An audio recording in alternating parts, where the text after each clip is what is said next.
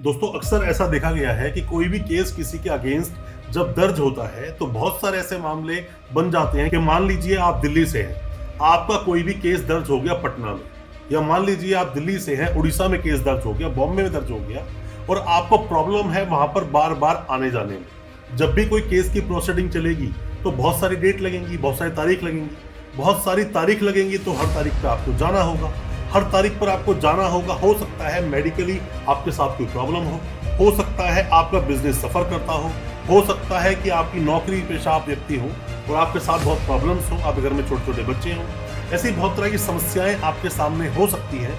दोस्तों समस्या कोई भी हो सकती है, जरूरी नहीं कि जिन पर जजमेंट्स आए आप उसी पर कोई भी परमानेंट एग्जम्पशन लगाओगे। कोई भी प्रॉब्लम होती है और अब आप रेगुलर कोर्ट नहीं जा सकते, आप चाहते हो कि आपके वकील साहब उस पूरी प्रोसीडिंग को देखें और तरीके से उस प्रोसेस को चलाएं, तो दोस्तों ऐसे में आप परमानेंट एग्जम्पशन का एक हवाला ले सकते हो और बार बार उस कोर्ट में जाने से आप बच भी सकते हो। कैसे आप उस एप्लीकेशन को लगाएंगे, कैसे बार बार कोर्ट जाने से आप बचेंगे, क्या क्या रेमेडीज हैं, क्या क्या गलतियां आपको नहीं करनी है और क्या तरीका होगा, ये सब चीजें आज बताऊंगा अपनी इस वीडियो के माध्यम से। ज्यादा कुछ जानने के लिए, परमानेंट हाजिरी माफी के लिए या परमानेंट एग्जम्पशन के लिए, ज्यादा कुछ जानने के लिए दोस्तों बने रहिए हमारे इस वीडियो के साथ। नमस्कार दोस्तों, स्वागत करता हूं फिर एक बार आप सभी का अपने इस यूट्यूब चैनल पर। मेरा नाम है वीरेंद्र वर्मा। जैसा आप सभी जानते हैं, हम इसी तरह की लीगल अवेयरनेस की वीडियोस आपके लिए लेकर आते हैं और आपको बनाते हैं कानूनी जानकार। दोस्तों होता क्या है कि जब भी कोई मामला किसी भी दूर दराज मतलब दूसरे स्टेट में, काफी दूर का वो स्टेट है, वहां पर आपका केस हो गया कोई भी, और किसी भी केस में आप बार बार वहां कोर्ट में नहीं जाना चाहते, तो ऐसे मामले में आप परमानेंट एग्जम्पशन का हवाला ले सकते हैं। हालांकि परमानेंट एग्जम्पशन की बात नहीं है इसमें। अगर आप देखोगे जो बोलता है the code of criminal procedure 1973 का जो हमारा एक्ट है, उसका सेक्शन 205 जब आप पढ़ते हो सीआरपीसी का, तो उसमें मेंशन जो लाइन है वो ये लिखा है, मजिस्ट्रेट में dispense with the personal attendance of accuse. आपकी जो पर्सनल अटेंडेंस है उसके लिए आपको परमिशन दी जा सकती है कि आप बार बार कोर्ट को अटेंड ना करें। अब ऐसे में दोस्तों होता क्या है कि कई सारे जजमेंट भी हालांकि अपने पास आए, आप देखोगे तो 317 जो सीआरपीसी बोलता है, जैसे कभी कभी होता है ऐसा कि किसी एक दिन आप कोर्ट में नहीं आ सकते, तो ऐसे में भी एग्जम्पशन आपके वकील साहब कोर्ट में लगाते हैं। कई बार आप देखोगे दोस्तों, क्या आपने कभी अपने किसी भी केस में, कोई भी केस आप पर अगर चल रहा है, तो क्या आपने कभी एग्जम्पशन लगाई है? एग्जम्पशन लगाई, अलाउ हुई, क्या हुआ, उसके बारे में कमेंट बॉक्स में जरूर बताना।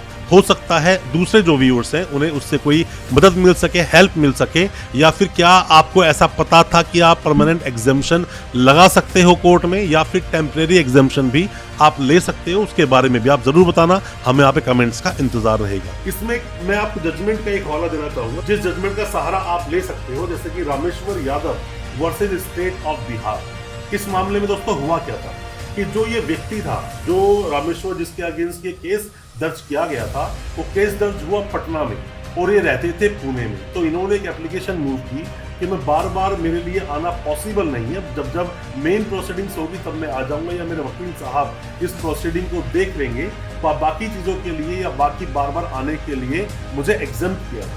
जब उसने एप्लीकेशन लगाई तो लोअर कोर्ट ने इस एप्लीकेशन को डिसमिस मार दिया।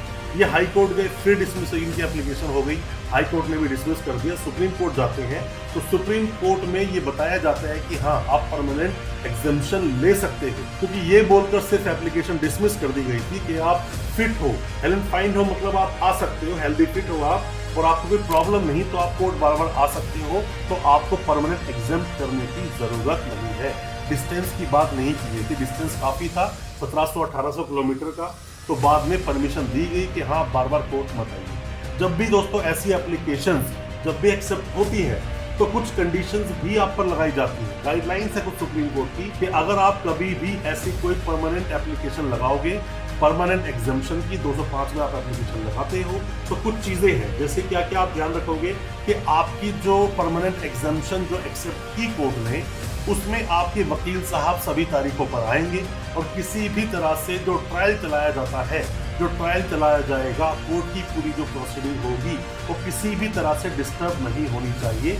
वकील साहब आपके आएंगे और जब भी कभी जरूरत होगी या फिर कभी भी ऐसी कोई जरूरत कोर्ट को दिखेगी तो कोर्ट आपको बुलाएगी। दूसरी बात ये कि जब भी कोई गवाही होंगी कि गवाह आते हैं, किसी को पहचानना है, आपको आइडेंटिफाई करना है, या कोई ऐसी गवाही जिसमें आपका होना बहुत जरूरी है, तो कोर्ट आपको कोर्ट में बुला सकती है। यहाँ पर भी ऐसा हो सकता है। साथ में ही एक और चीज जो तीसरी गाइडलाइन दी गई कि इसके अंदर आप एक एनओसी देंगे, मतलब कि नो ऑब्जेक्शन सर्टिफिकेट देंगे, एफिडेविट देंगे कि आपकी जो प्रोसीडिंग है पूरे केस की वो चलाएंगे आपके वकील साहब, और वकील साहब सभी चीजें जो आगे प्रोसीड करेंगे उसमें कोई भी ऑब्जेक्शन, किसी तरह का ऑब्जेक्शन आपके पास नहीं है, आप कोई ऑब्जेक्ट नहीं करेंगे। ऐसा ना हो फ्यूचर में आपको कन्विक्शन हो जाए, बाद में आप खड़े हो जाओ कि नहीं मैंने तो ऐसा बोला ही नहीं, या मैं ऐसा चाहता ही नहीं था, मेरे वकील साहब ने गलती कर दी। ऐसा नहीं होगा। वो पूरी प्रोसीडिंग आपके वकील साहब के द्वारा चलाई जाएगी।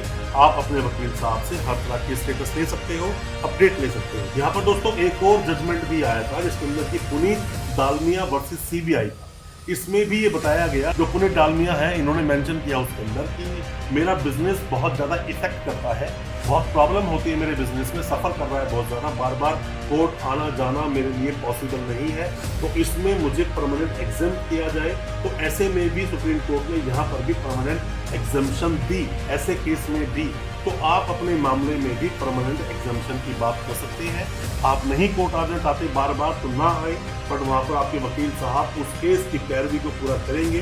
और दोस्तों नॉर्मली आप अगर देखोगे तो एक दिन दो दिन के लिए तो एग्जाम्पशन कोर्ट में लगना ये आम है। हम हमेशा देखते हैं कोर्ट में, हम खुद अपने जो क्लाइंट्स होते हैं उनकी भी एग्जाम्पशन लगानी पड़ जाती है। कई बार वो शादी ब्याह में बिजी होते हैं, कई बार घर में कोई बीमार है, वो खुद बीमार है, खुद की पर्सनल कोई प्रॉब्लम हो सकती है जिसमें वो उस डेट को कोर्ट में नहीं आ सकते। किसी की तबीयत दोस्तों कभी भी खराब हो सकती है, कोई डेथ किसी की हो सकती है। तो ऐसे में जो आपकी कभी कभी टेम्परेरी एग्जाम्पशन जो होता है, उस दिन जिस दिन क्या कोर्ट में डेट थी उस दिन हाजिरी माफी के लिए भी आप नॉर्मली एप्लीकेशन देखोगे वकील साहब कोर्ट में लगाते हैं। पर परमानेंट एग्जाम्पशन का भी आप यहाँ पे हवाला ले सकते हो, उसका भी सहारा ले सकते हो। कोई भी किसी तरह के सवाल दोस्तों आपके दिल में है, कुछ भी आप जानना चाहते हैं, कुछ भी आप पूछना चाहते हैं, कमेंट बॉक्स में सवाल आप जरूर पूछना। हो सकता है हम आपको रिप्लाई कर सकें, हो सकता है आपकी हेल्प कर सकें। कुछ जानना चाहते हो अपने केस के बारे में तो आप व्हाट्सएप करें, हम आपको उसका भी रिप्लाई देंगे। दोस्तों उम्मीद करता हूँ आज का हमारा वीडियो आपको अच्छा लगा होगा। अच्छा लगा हो आज का वीडियो, हमारे चैनल को अभी सब्सक्राइब करें, साथ में लगा बेल आइकन जरूर दबा दें ताकि इसी तरह की लीगल अवेयरनेस की वीडियोस हम आपके लेकर आ सके सबसे पहले। बहुत बहुत शुक्रिया, तो धन्यवाद हमारे इस वीडियो के साथ बने रहिए।